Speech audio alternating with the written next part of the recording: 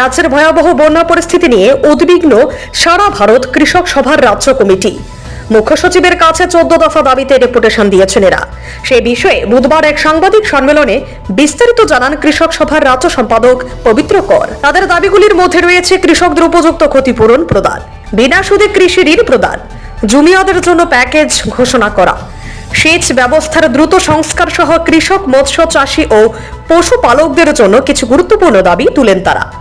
আরো বেশি করে কেন্দ্রীয় সাহায্যের দাবিও তুলেন। এদিকে বন্যায় 32 জনের মৃত্যু হয়েছে বলে দাবি করে তাদের পরিবারকে উপযুক্ত সাহায্যের দাবি তুলেন।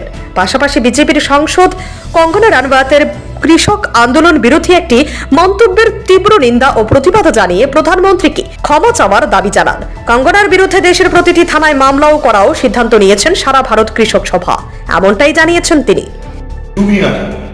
তার তো ফসল সম্পদ নষ্ট হয়েছে, তাকে একটা বড় ধরনের আর্থিক প্যাকেজ দিতে হবে, কারণ এখন তার জুম করা সম্ভব। আর্থিক প্যাকেজ না দিলে অনাহার শেষ হয়ে যাবে। এই ব্যাপারটাও নিয়ে এসছি। আর সেচ, আমাদের কাছে যদ্দূর খবর সেই ব্যবস্থাগুলো নদীর পাড়েই থাকে। সমস্ত সেচ ব্যবস্থা প্রায় ধ্বংসপ্রাপ্ত হয়ে গেছে। ইমিডিয়েটলি যদি এই সেচ ব্যবস্থাগুলিকে রিপেয়ার না করা হয় ব্যাপকভাবে, তাহলে আগামী বড় মৌসুম আসছে, এটা তো 3 মাস পরে আবার বড় হবে, এই ফলে সেগুলো ফসল করা সম্ভব। এই বিষয়গুলি আমরা নিয়ে এসেছি। কালক্ষেপ না করে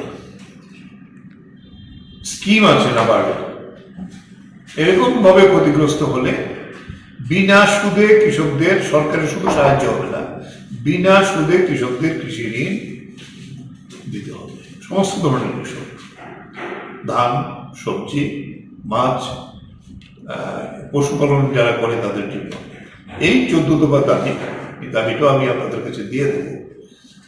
এর ভিত্তিতেই আমরা এই ডেপুটেশনটা দিয়েছি। এই ডেপুটেশনের ভিত্তিতে তো সরকার এখন পর্যন্ত কৃষিমন্ত্রীও বলেছেন তারা অ্যাসেস করছেন, তারা দেখবেন, এবং মুখ্য সচিব কালকে এটাই বললেন যে আমরা যাতে এটাকে, কারণ এটা হলো গ্রেট লস, কৃষি অর্থনীতি যদি না হয় তাহলে রাজ্যের অর্থনীতি শেষ হয়ে বাজারে আর কেউ আসতে পারবে না। এটি হলো প্রধান আমাদের বিষয়। Bureau report, CNE TV. CNE TV, channel for news and entertainment.